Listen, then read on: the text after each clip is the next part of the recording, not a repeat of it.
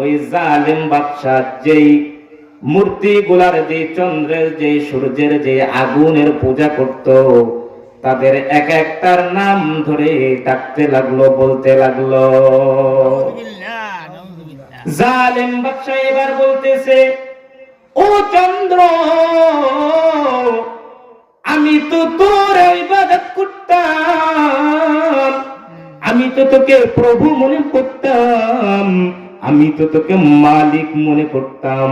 ও চন্দ্র, আজকে আমি বড় বিপদে পড়ে গিয়েছি, আজকে তুই আমাকে রক্ষা কর, আজকে তুই আমাকে এই বিপদের হাত থেকে উদ্ধার কর।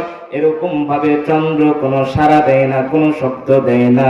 এবার তারার নাম ধরে ডাকতে লাগলো, তারাও কোনো শব্দ করে না, কোনো রায় দেয় না। এবার মূর্তির নাম ধরে ডাকতে লাগলো, মূর্তিও কোনো সারা শব্দ দেয় না, কিছু দেয় না। এক একটা নাম ধরে ডাকতে লাগলো, কোনোটা থেকে কোনো সারা আসলো না। সর্বশেষ ওই জালিম বাদশা আল্লাহ তাআলার নাম ধরে ডাকতে লাগলো, ও গো রব, ও গো আল্লাহ,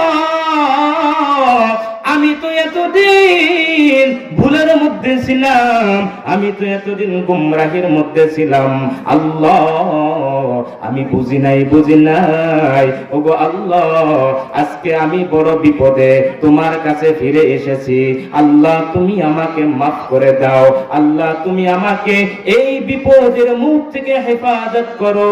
যখনই আল্লাহকে ডাক দিল, আল্লাহ পাক রব্বুল আলামিন হযরতে জিবরাইল আলাইহিস সালাতু ওয়াস সালাম কে বলে দেয়, ও জিবরাইল, যাও যাও যাও, ওই যে আমার একটা বান্দা, ওই যে পাহাড়ের চূড়ায় ফাঁসির কাস্টে ঝুলানো, তাকে যাও উদ্ধার করো।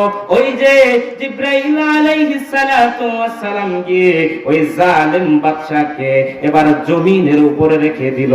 পরের দিন সকালবেলা এবার পয়গম্বর বলতেছে, তোমরা যাও, যাইয়া ওই জালিম বাদশার লাশটা নিয়ে আসো। এবার ওই এলাকার লোকজন যাইয়া দেখে ঘটনা পুরা উল্টা, জালেম বাদশা জমিনের উপরে দাঁড়ানো। এই ঘটনা দেখা সকলে আশ্চর্যজনিত হয়ে গেল, পয়গম্বর আশ্চর্যজনিত হয়ে গেল, কি হলো, কি হলো?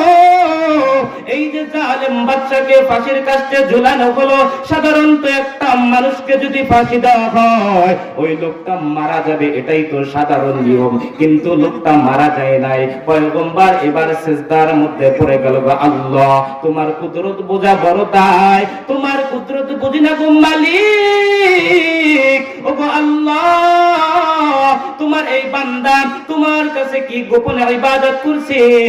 আল্লাহ তাআলা এবার পয়গম্বরকে জানিয়ে দেয়, ও পয়গম্বর, আমার এই বান্দা সারা জীবন মূর্তির ইবাদত করছে, চন্দ্র সূর্যের ইবাদত করছে, আগুনের ইবাদত করছে, কিন্তু আমার বান্দা সর্বশেষ আমাকে রব বলে ডাক দিয়েছে, আমার বান্দার ডাকে আমি সাড়া দিয়ে তাকে হেফাজত করছি। ও পয়গম্বর, আজকে আমার বান্দাকে যদি আমি বিপদের দিনে হেফাজত না করতাম, ওই আগুন, চন্দ্র সূর্য আর তারকা আর আমি রবের মাঝে কোনো পার্থক্য থাকতো না। তাই আমি আমার বান্দাকে হেফাজত করেছি।